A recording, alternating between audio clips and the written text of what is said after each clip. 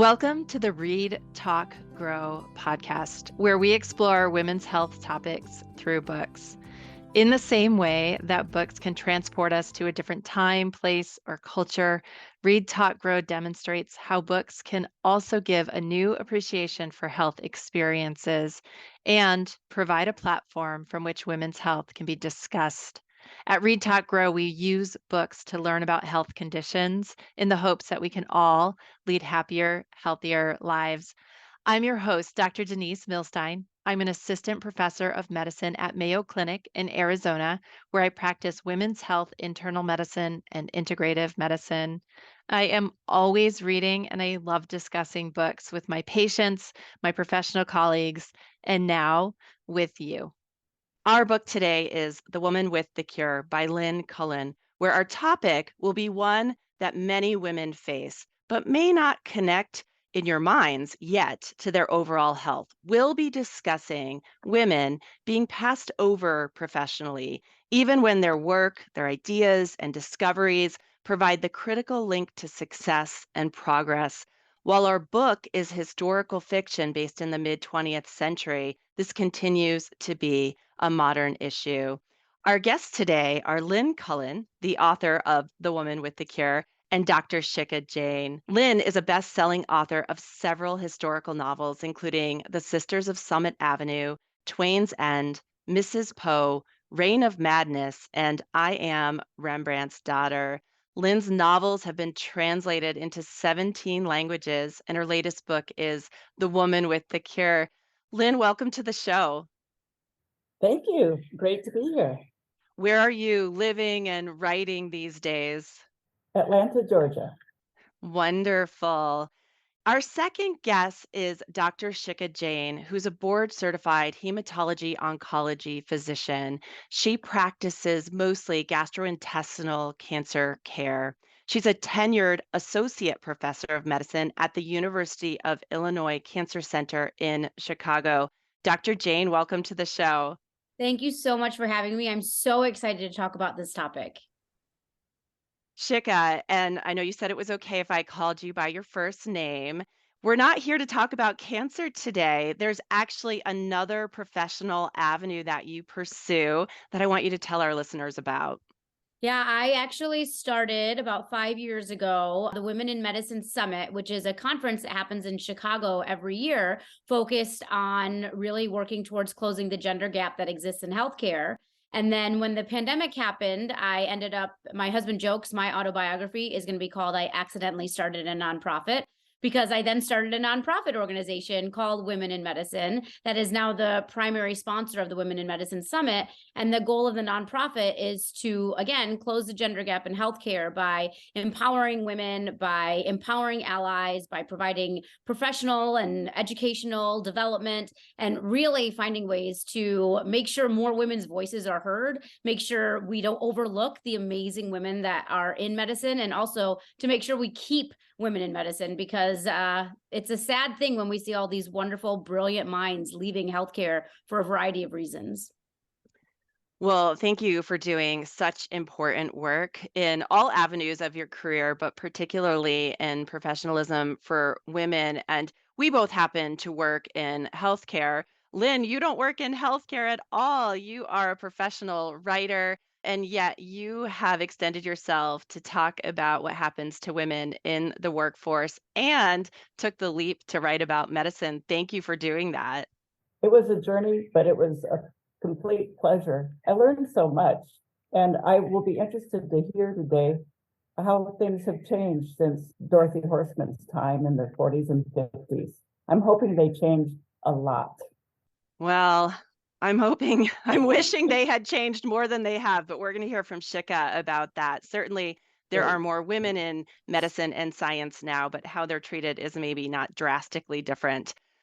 Our book today, The Woman with the Cure, is a historical fiction novel based on the real-life scientist, Dr. Dorothy Horseman, who was a physician during the years of polio, when children were falling sick with a known but still mysterious illness called polio. Dr. Horseman perseveres to answer questions about how these children are infected and, most importantly, how the polio virus gets into the nervous system where it does its greatest damage. But this is not really a polio story. It's one of professional woman at a time when there were very few women in science. Lynn, tell us how you decided to focus and became interested in Dr. Horseman's story. Well, I came about it from walks that I take with my good friend and neighbor over the decades every Friday. My friend Karen Tordaly and I would walk and talk, and Karen has been an oral historian for the CDC. She did this a few years back, and during this period, she would talk about the epidemiology pioneers. They call themselves disease detectives, which really describes them well. And she would tell the stories about the search for malaria and the cure for malaria and that kind of thing. That's how the CDC started. But it was when she talked about Salk, Jonas Salk, Doctors Jonas Salk and Sabin, Albert Sabin, I should say, their race for the polio vaccine, that I thought, oh, I want to write a book about this. This is so interesting, because here was this pandemic that was claiming children that lasted for decades. It started in 1916. Every summer, it would roll around that there would be outbreaks around the world. And so they were racing for this important thing, but here these two guys are going at each other's throats. And it seems sometimes that they're more concerned about being the first and having the best vaccine, better than the other guy, than about what their goal was. And so even though I thought the idea was really intriguing to write about the race for the polio vaccine, I kept saying to Karen, but what about the women? Tell me about the women. And she really couldn't tell me about very many women in the race. And she had told me about Isabel Morgan, who developed the vaccine that went on to use. It could be called the Morgan vaccine because it was her recipe, but we don't hear about her. Unfortunately, Isabel Morgan dropped out of the race. I think she was muscled out in some ways, and she dropped out to marry. And that was not the story I wanted to tell. And so I dug deeper, and I found, well, first of all, because Karen, my friend, knows Sabin so well, she had told me about his lab assistant who contracted polio by handling some live polio virus shoulder to shoulder with Dr. Sabin. She got polio and she had a terrible case and was permanently paralyzed, but she came back and was his statistician. And I thought, okay, this is good.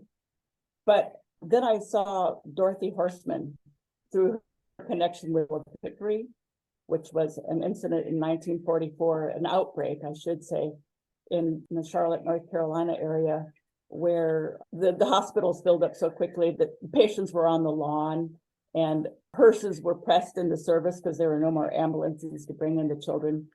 Anyhow, they put up this hospital in 10 days' time. And when I was looking at these pictures in Life magazine from 1944, there was this tall woman who was showing people how to use a fly trap because they thought polio was in flies at the time. She was also taking the blood of patients. And I learned about her, like through the back door. I learned things about her, and I included her in the scene with Barbara Johnson, this lab assistant of Sabin and Sabin, and she took over the scene. And it was from then on, I thought, I have to know her. And the more I learned about her, she's such an underdog, yet she ended up opening the doors for the vaccine. That's how I found her, but it was all through the back door. She was not my first choice. I'm so glad that I found her. We are so glad that you found her as well. And I think you've done a good job of really describing a very common situation where we think of the polio vaccine, and many people will think of Jonas Salk and people will think of Albert Sabin, perhaps.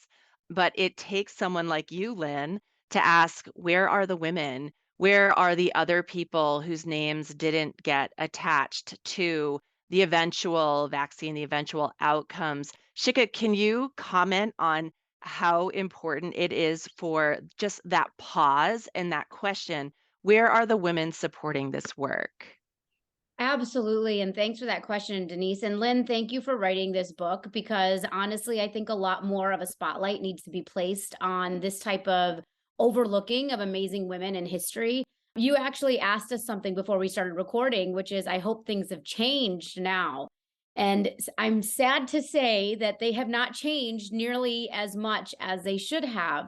There's a very common effect. It's called the Matilda effect, where men's work and women's work is basically assigned to the man. And the example they give is Mary has done this phenomenal research. She talks to someone else about it. And then all of a sudden, John is the one getting all the credit for the research. And it happens time and time again. And a very famous example of somebody who was impacted by the Matilda effect is Rosalind Franklin. So she was very integral in DNA. And who do we think of when we think of the double helix? We think of Watson and Crick. And she has completely been left out of the story. And unfortunately, while we would hope that now in 2023, this is not as common of a problem, I will tell you anecdotally, I know numerous women who have written papers that have then been credited to someone else. I personally was once told that after I did all of the work on a project, I was told my name was going to be removed from it because they didn't just want a pretty face out there. And they said, think of it like writing a research paper where junior people do all of the work and the senior people get the credit. Funny enough, all the senior people getting the credit were men. And even more funny, all the work was related to gender equity. And so I think it's such a sad state of affairs that we're still in this moment in time where exactly what happened historically continues to happen now. And I would hope that we have learned lessons from the past and have started to give credit to these women. And I think it's now becoming a part of the dialogue, the national dialogue, that these things are happening. So I think it's being acknowledged more. But unfortunately, in medicine, we really are not seeing the needle move as quickly as we need to. And it's impacting women's advancement. We know that women aren't getting as many awards, and it's because they get left off of things or because they're just not considered for things. Women are not getting advanced into leadership. Even though over 50% of matriculating medical students are women, we aren't seeing that reflected in the promotions. We're not seeing it in our leadership, in the C-suite, at dean level, chair level. It's all less than 20% still women, which is not indicative of what our healthcare workforce looks like. And a lot of that is because women are simply being erased. And there's a lot of reasons for this. I shared some anecdotes, but there's a lot of data that supports this. I actually gave a lecture earlier this week where I had a gentleman who stood up and basically said to me, well, I have seen women who have been in leadership and I have worked with women who get paid the same. And my response to him was, your anecdotes are really no comparison to the immense amount of data that's out there showing that this is still a huge problem. And a lot of it is because of the way the healthcare system is set up. The healthcare system was created before women were in the workforce. And so it really lends itself to erasing the names and the accomplishments of these incredible women who oftentimes are the driving force behind these discoveries. Sometimes it's their idea, but because of who they are, because of their gender, because of the way promotions happen, because of the way conversations happen, many of these women's names are completely left out of the history books.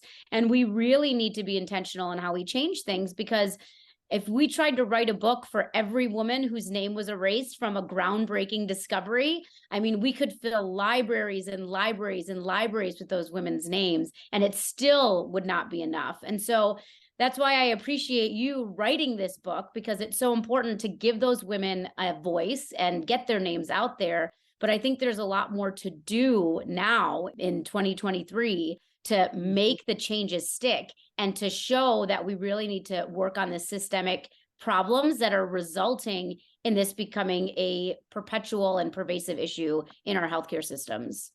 Wow, that is really discouraging. I have these examples that I would like to share with you from the polio vaccine hunt alone. The women who made major discoveries of these vaccines or developed them could not be made without these three women I'd like to tell you about. But like I had said earlier, I thought things were better. It's very discouraging to hear. There's an example of Dorothy Horseman. After she had made her discovery, she had her idea and was kept from working on this. It took her 9 years to come to proof of her discovery. And then another man came along, David Bodian, just a few years before she had finally been able to make her discovery. He came along with and proved the same thing. It's sad because I think she was given a push at the last minute when they saw that Bodian was working on the same thing. They're like, okay, go ahead and go. Anyhow, so they came up with their discovery at the same time, and they announced it, virology conference, I think it was. And Time Magazine knew to be there because they knew it was big. And so here's Time Magazine. And after the conference, they had Dorothy sit at a desk, Dorothy Horseman, sit at a desk, and she's looking up with a pen, and it looks like he's giving her transcription.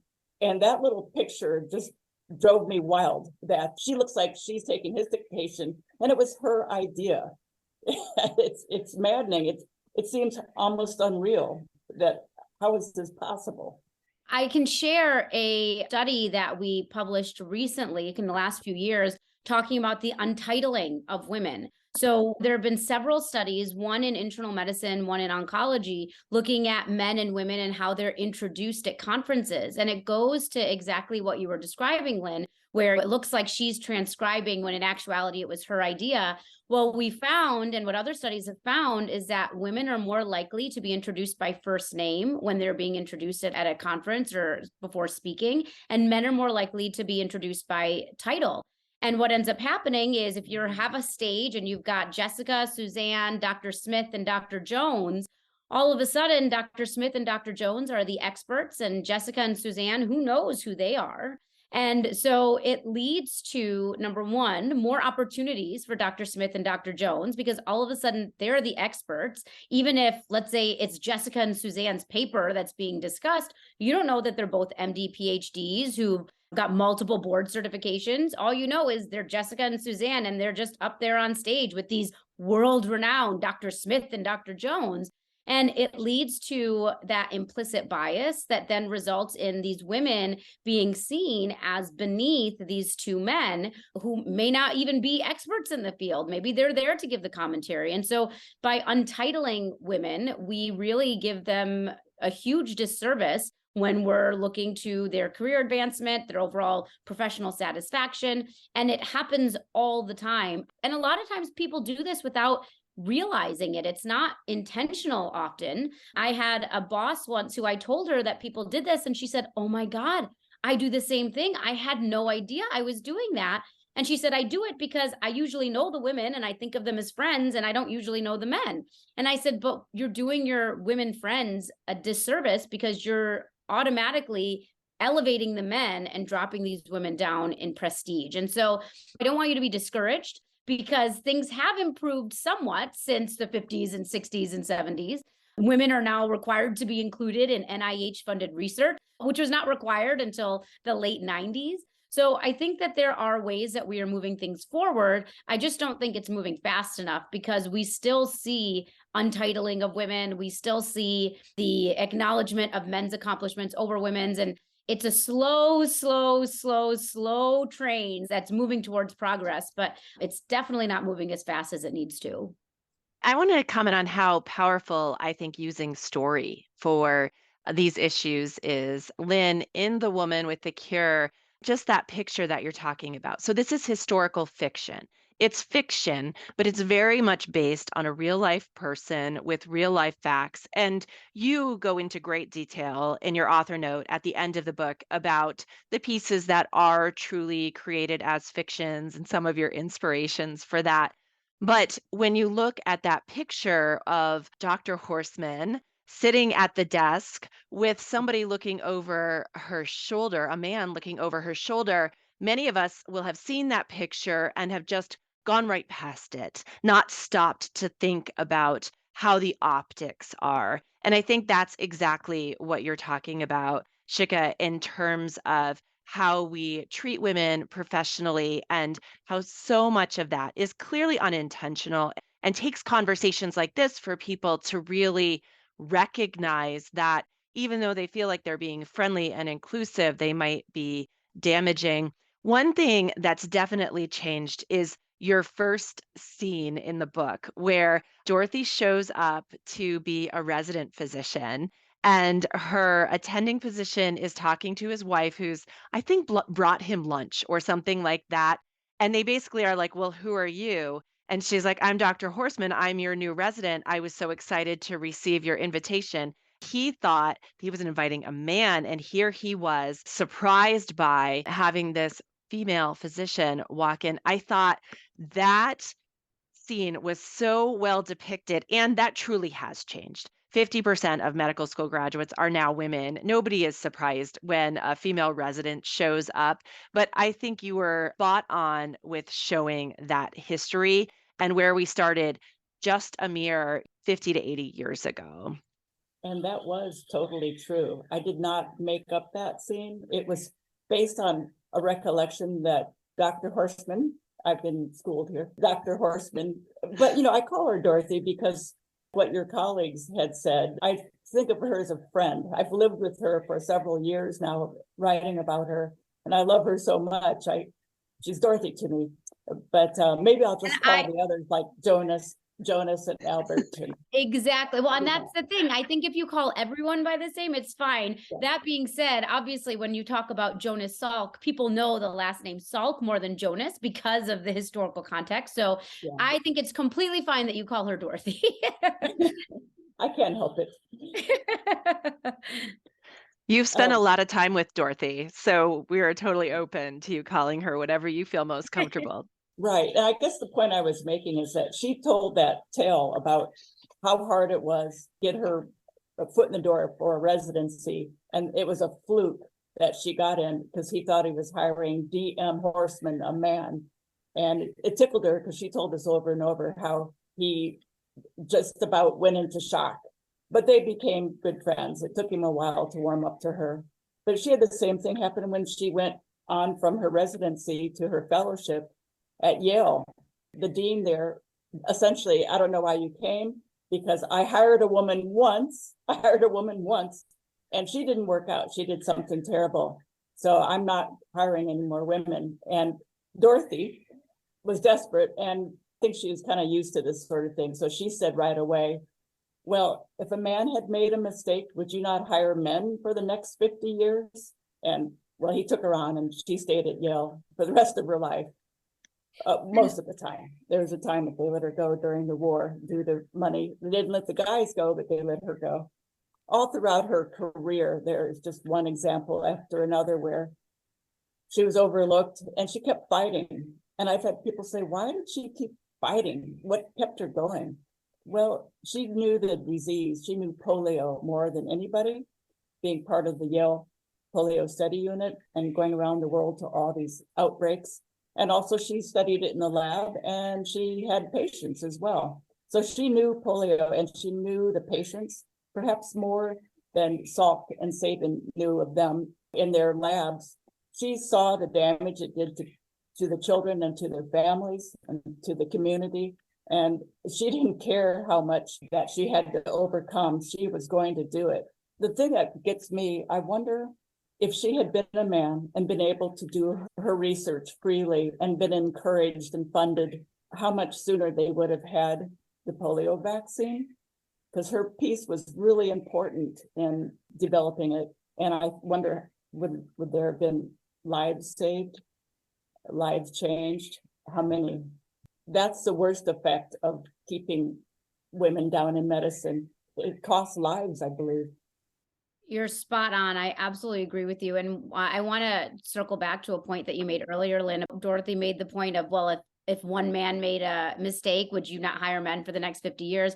I actually just had a conversation with a surgeon the other day, and there's data that shows surgeons, if a female surgeon makes a mistake, the referral patterns to female surgeons in the area drop.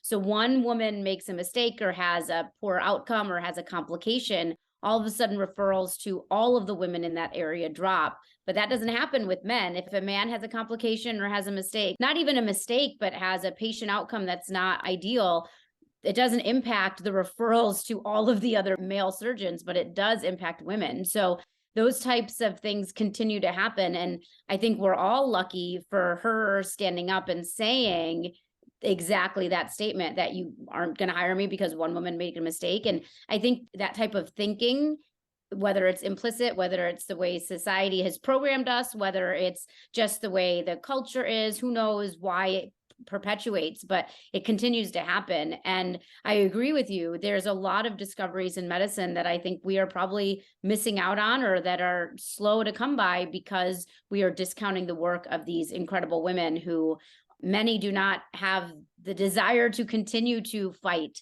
and who just end up leaving or wash their hands of it and say, my skill set could be used better somewhere else. And so we need to prevent that from happening. Right. That's what happened to Isabel Morgan. Yep. And her parents were Nobel Prize winners in chemistry. She was just muscled out, as I had said, and it's a shame to think what she could have contributed. But on the other hand, in Warm Springs, Georgia, there's this monument, a wall plaque of all the different giants of polio. And there's about 12 of them, rendition of all these people. And they did include Isabel Morgan in that. They included David Bodian, the one who made the discovery the same time as her, but no Dorothy Horseman. And she did as much as any of those men, but it's like she didn't even exist. There's this picture, very famous picture of Salk posed with this wall of vials of live polio, which were going to be used to develop the vaccine. And his vaccine had to be, they killed the virus. But anyhow, so here's this wall of all these vials that he's posed in front of. Well, there's a much lesser known picture of the woman who actually developed that. He didn't even, that's the thing about Salk, his teams did all these things and he got all the credit. But it was a woman, Elsie Ward, who scaled up all this virus that was needed to make the immunization. And there's a much lesser known picture of her in front of that wall that she created. So it makes me want to write another book looking at another scene in medicine to find the women there. I'm sure there are all these other hidden figures, as they say. I want to go back to Isabel Morgan because she's in the book and, as you say, is a historical figure. What I particularly appreciated is how she and Dorothy were the women in the room. And instead of being at odds with each other, they recognized that together they could amplify each other's voices, which is something that's very important for women who are working in professional settings. So tell us a little bit about how the exchanges between Isabel and Dorothy were created in the book. Were they based on correspondence between the two women, or is this part of the fiction of historical fiction? How did you create their relationship?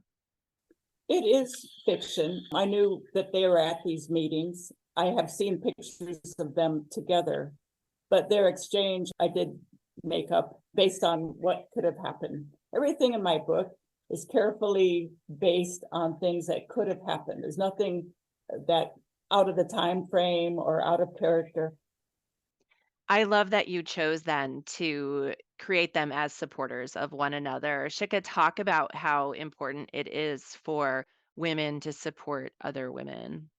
I think it is incredibly important for women to support other women. And I think it's incredibly important to find male allies who can also support you. So one of the things that I've learned over the last 5 years is the power of the network, the power of sponsorship, and the power of that community. And so what I often recommend to people is you need to find your band of people who you know you can go to when you need help or when you're struggling or going through a crisis. You also need your little group text that you can send a message to when you want to be nominated for an award or be put up for a leadership position, because that's how things have been done for years and years. And I think women are just starting to realize that they can actually ask for those opportunities. I'm embarrassed to say it was 3 years ago was the first time I realized I could ask somebody to put my name in the hat for something. I had never done it before. And the reason I even realized it was one of my male friends messaged me and said, "Hey, I'm really interested in being nominated for this award. Would you nominate me?" And I said, "Oh my gosh, you can do that?" I didn't realize you could ask people to do those things for you. And so that's one thing that I very strongly support is having women and men who can have your back, who can support you, who can nominate you, who can really be there for you when you struggle. Every woman in medicine that you talk to has their own stories and stresses about what has happened in their life and what has happened in their career. And I think as they talk about navigating those challenges, each of those women can pinpoint who it was that helped them through a difficult situation. I could tell you each difficult situation I've been through, exactly who I relied on, exactly who I contacted. And so having women who support women, having women who lift up women, having men and women who talk about other women when they're not in the room. I think that is a really big key that we don't realize how important it is to talk about each other when they're not in the room. I will highlight my trainees, my colleagues, my mentees when they're not in the room. And I will say, "Did you know that Trisha just did this incredible project? We should put her name in the hat for something." And I think that the power of that network and the power of that community cannot be understated. And it's so important when we're trying to strive towards leveling the playing field. I think what you're saying is we all need to tap into our inner Dorothy Horseman instead Yes. of instead of saying, "You who me? No, I don't deserve that." Saying, "Yes, of course I'm a lady scientist. I have a brain," and supporting one another in that way. I do want to make sure though that we talk a little bit about the sacrifices required for Dorothy to eventually achieve the success that she did because she made a lot of really hard life choices. Never mind that she had to be a pioneer and be the only woman in the room many times, but she had to make decisions that culturally were not typical for women at the time in terms of her relationships and where she lived. Talk about the sacrifices to be a successful professional woman, Lynn. Yes, a statement she made in her later life to her colleague caught my eye. She was a very upbeat person, never let anything stop her, but she did tell this colleague, she said, "I couldn't have made the discoveries I made without giving up something. Women can't have it all." And that sat me back. She was so powerful. She let nothing stop her. In her own way, she bulldozed to whatever solution she was needed. And here she had to give up something. And she sounded regretful. And from friends that I had heard of, this was kind of a big point for her. I didn't hear what she gave up, but I assumed since she was never married or had children, there was nothing known about her having a life. That's what was given up. For all her travel and work in the lab and everything, she gave up having a family. So I did provide someone for her. I wanted to show the reader what was necessary. I also provided in the book many instances of Salk and Sabin's wives making things easy for them. That was important for me to show all the contributions of all the types of women. And some of them were having to be the wife to these guys. They made it easy for them. She wasn't able to have this personal life, I think, which I imagine that probably hasn't changed much either. Well, let's just say this. I'm not saying that women can't have it all. I think they can. But I think even from a young age, I think of my own daughters who are in their 40s and myself. You're conscious of making decisions. You're conscious of the proportions. I don't know that men have that much consciousness about what they do with their life and the proportions that they're going to have of things that count for them. You're so spot on. And I think that one of the biggest challenges, so you talk about women not being able to have it all. And I agree with you. I think that women have to make sacrifices, whether it's professional sacrifices or personal sacrifices. People ask me all the time how I do everything that I do. And I tell them it's because I have an incredible support system, and my parents are a huge, huge part of our lives. And they have allowed me to do all of these things because they come and help out with the kids. If my husband's on call, they will be here. But there's a difference between when you look at a male working individual and a female working individual, because most females are still very much responsible for the home stuff, whether it's kids stuff or the cleaning or the dinner or whatnot. Now that has started to change, and men are doing more in the home overall in general, but it's still very imbalanced. And so when we talk about leveling the playing field, it's not just changing things in the workforce, it's also changing these societal norms and talking about how can we have more balance at home? How can you divide and conquer, as opposed to everything kind of default falling to the woman, especially in heterosexual partnerships?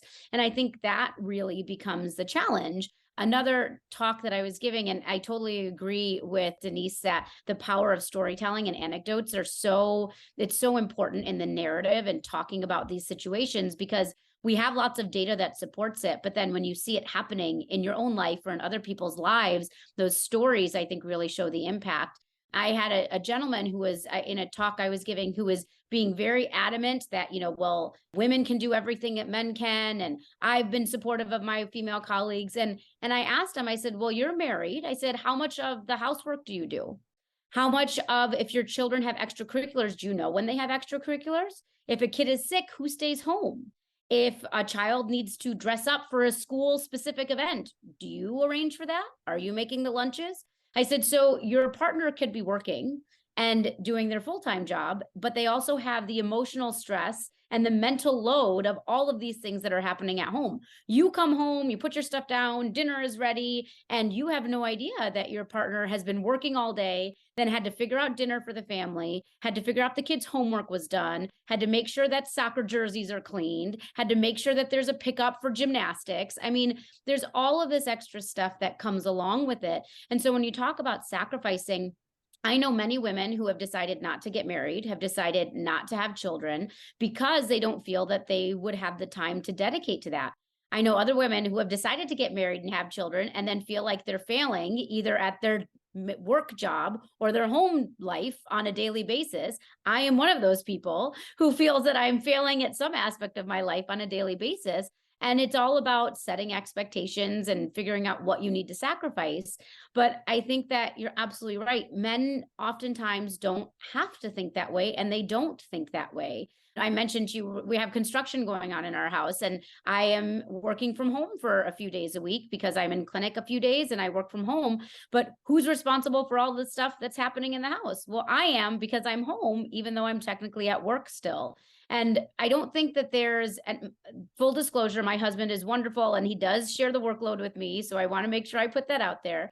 But I think that there's a lot of misconception on this idea of having it all and how women can have it all and do everything. But it's really not possible unless you have a support system at home that can help you balance the mental load and the work that comes along with having a life outside of your job.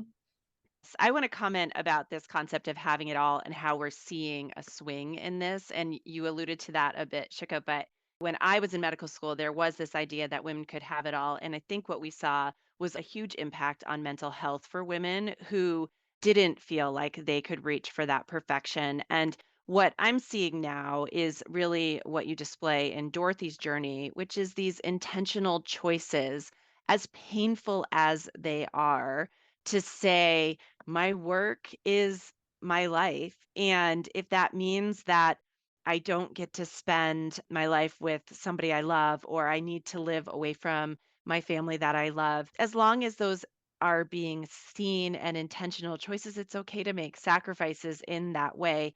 Or you can try to have it all. I mean, there are women who do it, of course, but I just love this story of Dr. Dorothy Horseman.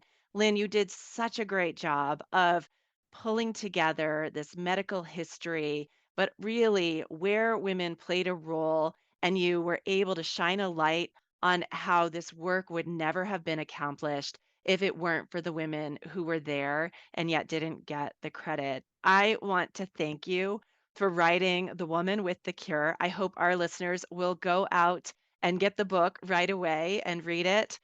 Dr. Jain, thank you for your work on women in medicine and for being such an important voice for professional women. I really enjoyed this conversation today. Thank you for joining us to talk books and health today on Read, Talk, Grow.